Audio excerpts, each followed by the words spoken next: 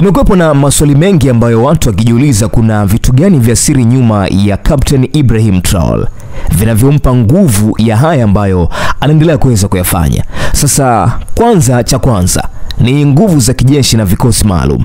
Traore ameunda brigade maalumu ya uingiliaji wa haraka, yani BSRI, ambayo hiki ni kikosi cha kijeshi kilichoboreshwa kwa ajili ya kuweza kupambana na ugaidi. Kikosi hiki kina vikundi vya vikosi maalum, vikosi vya uingiliaji wa haraka, walinzi wa rais na vikosi vya msaada wa amri. Hivi vyote vikiwa na jukumu la kulinda taifa na kushiriki katika operesheni za kimataifa. 2 ni uungwaji mkono na viongozi wa jadi. Traore anaungwa mkono na wananchi wengi, hasa vijana ambao wanamuona kama kiongozi wa kizalendo anayepigania uhuru wa taifa. Vile viongozi wa jadi pia wamempongeza kwa juhudi zake za kurejesha amani na usalama nchini. Lakini 3 ni msimamo mkali dhidi ya uingiliaji wa kigeni. Amechukua hatua za kujitenga na ushawishi wa mataifa ya Magharibi, hasa Ufaransa, kwa kuondoa msaada wa kijeshi na kiuchumi kutoka kwao, na badala yake ameimarisha ushirikiano na mataifa kama vile Urusi, na hivi majuzi tumeona akiwa na rais wa Urusi Vladimir Putin, vile nchini Iran na Uturuki, na kuanzisha muungano wa nchi za Sahel AES pamoja na Mali na Niger. 4 ni mageuzi ya kiuchumi na kilimo.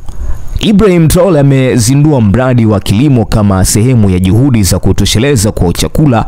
Kwa mfano, alitembelea mradi wa kilimo cha mananasi ulioanzishwa na walinzi wa jamhuri, na akasisitiza umuhimu wa kutumia teknolojia ya kisasa katika kilimo. Udhibiti mkali wa upinzani na vyombo vya habari. Hili ni jambo la 5.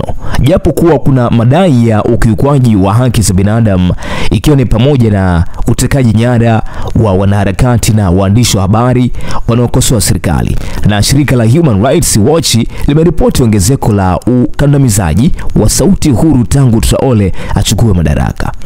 Lakini jambo la 6 ni ushirikiano wa kijasusi na mashirika ya usalama, ambapo shirika la kitaifa la ujasusi la ANR limekuwa na ushawishi mkubwa chini ya uongozi wa Traore, likihusishwa na utekaji nyara wa watu wanaoipinga serikali.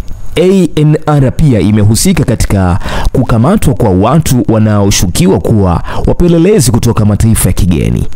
Na jambo la 7 ni uongozi wa kijeshi na itikadi za kizalendo.